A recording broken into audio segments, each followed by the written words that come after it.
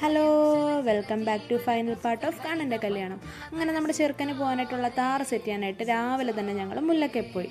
അങ്ങനെ അത് സെറ്റ് ചെയ്ത് എൻ്റെ തലയിൽ ഞാൻ മുല്ലപ്പൂവും ബ്ലൂ ഡേയ്സിയും കൂടിയാണ് വെക്കുന്നത്. അതും മേടിച്ചു.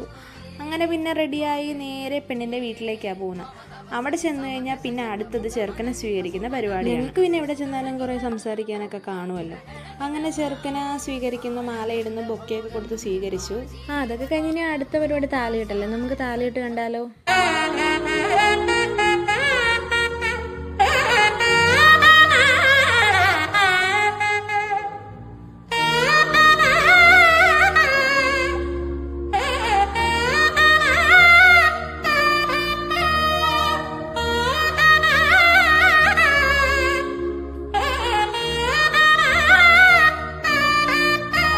താലിയിട്ട് കഴിഞ്ഞ് പിന്നെ എല്ലാം ഷടപടിയായിരുന്നു. കാരണം ചെറുക്കനും പെണ്ണും വീട്ടിൽ വരുന്നതിന് മുമ്പേ നമ്മൾ പറഞ്ഞല്ലോ.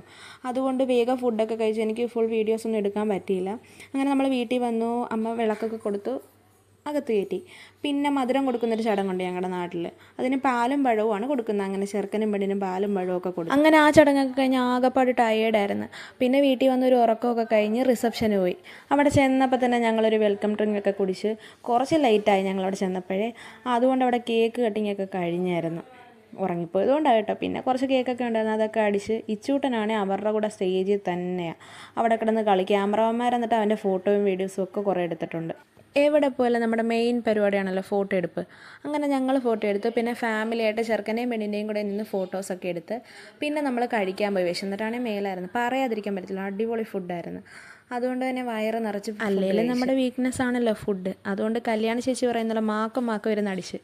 അത് കഴിഞ്ഞ് പിന്നെ റിയാസിക്കാനെ ഫാമിലിയും കണ്ട് അവരുമായിട്ട് കുറേ നേരം സംസാരിച്ചൊക്കെ നിന്ന് എല്ലാം കഴിഞ്ഞ് പോകാനാന്ന് പറഞ്ഞ് ഇറങ്ങിയപ്പോഴത്തേക്കും നല്ല മഴ. അങ്ങനെ നമ്മുടെ കല്യാണ വിശേഷങ്ങളൊക്കെ ഇവിടം കൊണ്ട് അവസാനിച്ചിരിക്കുന്നു. പുതിയൊരു വീഡിയോ ആയിട്ട് വീണ്ടും വരാം. Bye bye.